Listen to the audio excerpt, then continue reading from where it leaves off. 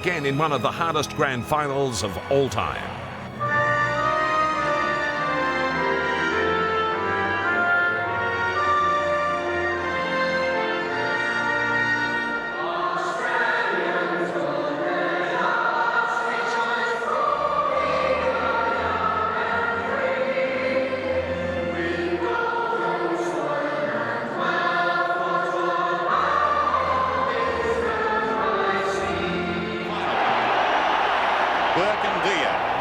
Down by Burke.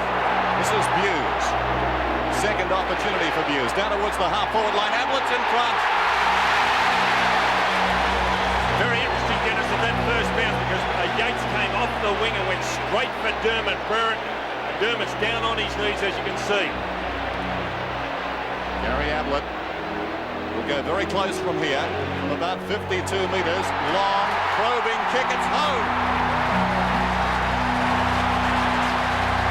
Now this is reminiscent of the final Dermott Brereton down. I mentioned how Yates came through the centre, didn't have eyes for the ball, just went straight at Brereton and has put him down. A bad miss for Hawthorn because he's the one who can really get them going. Now watch this on replay. You see Yates, there he is, coming off the wing there. He only had eyes for Brereton and goes over and bumps him again, but obviously he's done his ribs. It was premeditated, was it? You and Malcolm Blake, you put your heads together and said, well, all right, let's fix Dermott up first bounce. It was a plan. Yeah, that was it. Well, tell us, how did you go through it? The week before a grand final, how did you actually plan out what you were going to do? Well, it actually started probably in round, was it 6, didn't it? 6, yeah. Princess Park, and I had a very sore testicle for about 4 or 5 weeks. That was an accident, though. It's always going to be on. Of course, that's when a man like Brereton is most vulnerable. He is running with eyes on somebody else. He's suddenly open.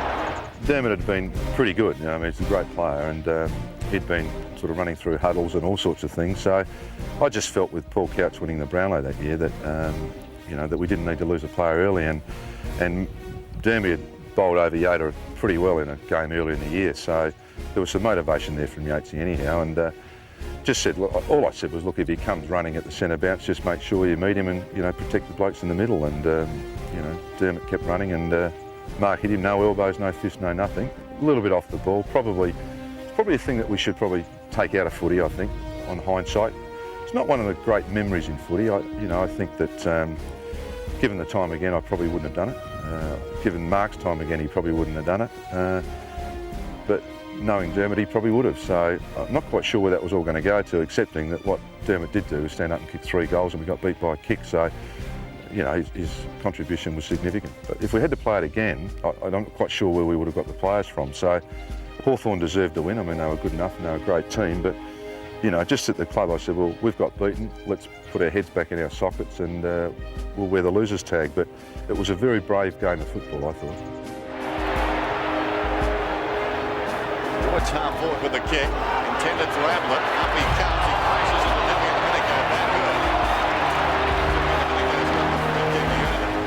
I think that first quarter, everyone seems to think we went to bash and crash, and we did a little bit, but not, I think both sides did a bit. But the thing that amazed me was Hawthorn's skill, the delivery of the ball. We just couldn't get the ball off them there for about 20 minutes, and they really hurt us on the scoreboard. And it was a gradual wearing down process that got us back into the game. And Gary had a sensational first half that probably kept us in the game, really, and then he kicked another 4 in the second half, which was handy. But it was a high-scoring, free-flowing, and pretty tough game.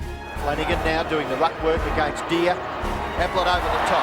Snapshot by Gary Ablett. This is close. Oh, it is mercurial stuff.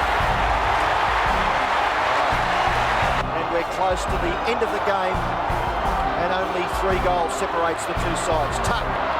Bairstow over the top. Bruns. Bounce favours Bruns. Bruns goes for goal. Brownless at the back. Ablett. This could be the record number of goals kicked in a grand final, at the moment held by Dermott Brereton. Gary Ablett has kicked 8, a chance to kick his 9th. That mistake coming from his brother-in-law, Michael Tuck, on the outer flank, the back flank for Hawthorn. Here goes Ablett for goal number 9, and he's threaded it up towards the 50-metre line.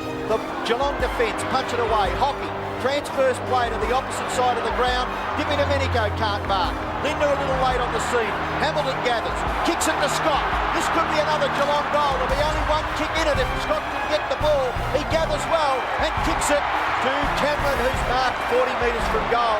He'll have to kick it quickly because there's under a minute left. Cameron, move it. Panic stations. Taking too long. David Cameron has kicked one.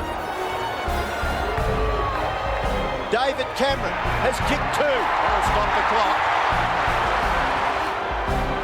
We're down to 15 seconds now as play restarts. Geelong must get it immediately. One down by Flanagan, taken by Buse, upended by Dippy Domenico. They lock it up again. It looks like it's all over. The dream of back-to-back pennants is all but there as far as the Hawks are concerned. There's the siren. 9 goals from Ablett, the Norm Smith medalist, would not be enough to get Geelong over the line. The Cats boasted the most potent forward line in football.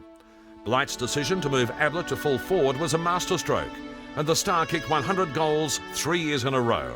It was a whole new role for me, from going from a half-forward line to full forward.